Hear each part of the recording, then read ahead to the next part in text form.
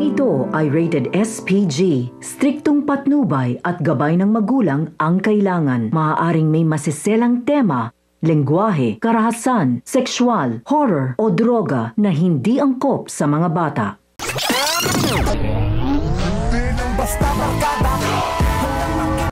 Dediretso nga sana sila Tanggol sa kanilang hideout matapos niyan tulungan si Ponggay. Naalala niyang ito ang pulis na anak ng kanyang tinulungan. Gayunpaman, nagpapasalamat si Ponggay sa ginawang pagtulong ni Tanggol. Kung hindi dahil sa kanya, malamang may nangyari ng masama sa kanya. At baka pati siya ay naging biktima ni Rocky Boy. Ang hindi nila alam ay agad na nakasunod si Brando dahil nakita niya ang sinapit ni Rocky Boy.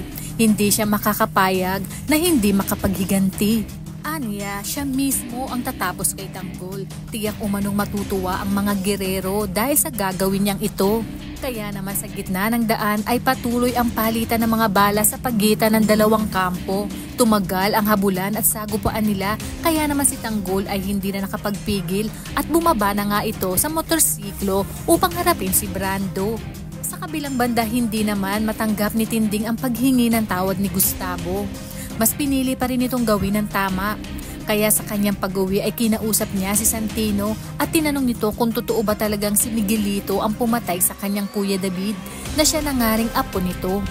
Dito sinabi ni Santino na oo at ipinagtapat niya na kaya siya nananatili sa mansyon upang makakuha ng ebidensya para pabagsakin si Miguelito.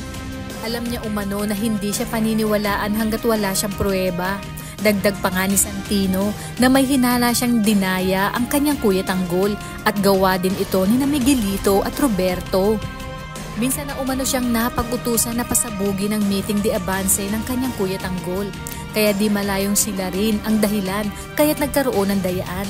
Napaisip si Gustavo at nagsimulang magduda na baka pati siya ay traidorin din upang matalo sa eleksyon.